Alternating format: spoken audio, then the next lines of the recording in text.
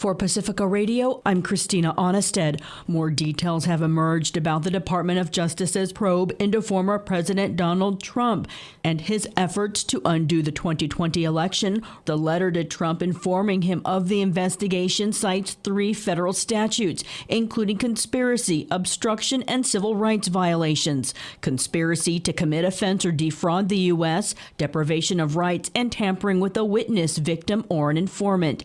Speaking in Iowa, Trump charged the Biden administration of weaponizing the government and election tampering as he's running for president. Republican senators have been quiet about the letter, but in the House, Republicans condemned the charges, while Democrats said they weren't surprised. Max Pringle has more. Former President Trump is already under 1 federal indictment related to his alleged mishandling of highly classified documents, obstructing justice, and making false statements.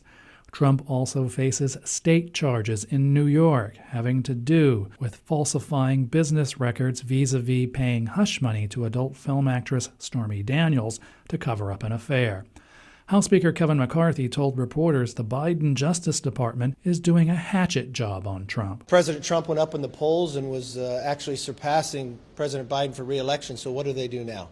Weaponize government to go after their #1 opponent. But Democrats say Trump has left a trail of unsavory, fraudulent, and criminal actions. Florida Congresswoman Debbie Wasserman Schultz and Steny Hoyer of Maryland. There's little doubt that former President Trump was very specifically and granularly involved in trying to overturn the results of the legitimate presidential election that he lost. Former President Trump has done repeatedly things that call upon law enforcement at every level to look at what he's done, because so much of it is certainly questionable at best and illegal at worst.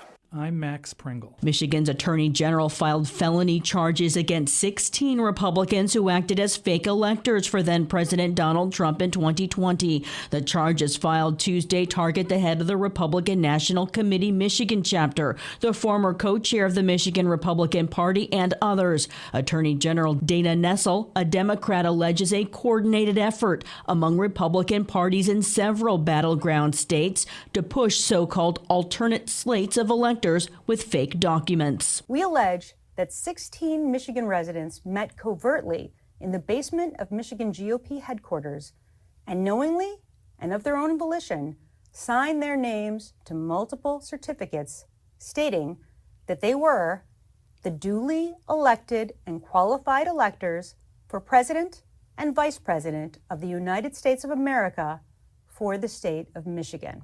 That was a lie. They weren't the duly elected and qualified electors, and each of the defendants knew it. Nessel said she also wants federal authorities to make an evaluation for possible federal charges. Record heat continues in the U.S. South. Extreme heat scorching Phoenix set a record Tuesday, the 19th consecutive day temperatures that hit at least 110 degrees Fahrenheit. Human-caused climate change and a newly formed El Nino are combining to shatter heat records worldwide. Family members of incarcerated people in Texas rallied at the state capitol, Austin, Tuesday, demanding state prisons be fully air-conditioned, saying temperatures are so high in the confined environments they've led to hundreds of deaths in recent years. Here's Texas State Representative Democrat Carl Sherman. Temperatures rise above 130 degrees in some of our prisons. It's inhumane. Family who lost loved ones and formerly incarcerated people also recounted their experiences. About 30% of Texas's 100 prisons are fully air-conditioned. State prison officials say they have had no heat-related deaths in state prisons since 2012.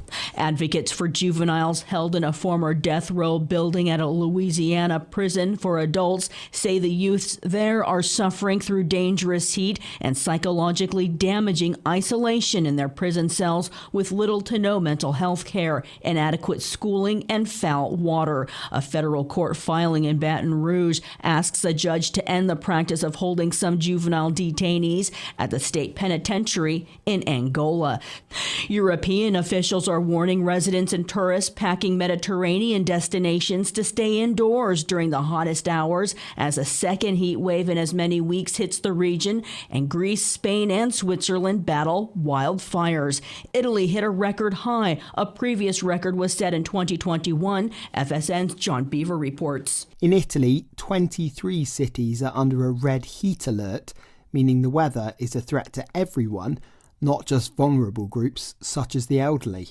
On Tuesday, Rome saw its highest temperature ever recorded at 41.8 degrees Celsius. I'm John Beaver. I'm Christina Onnested reporting for Pacifica Radio.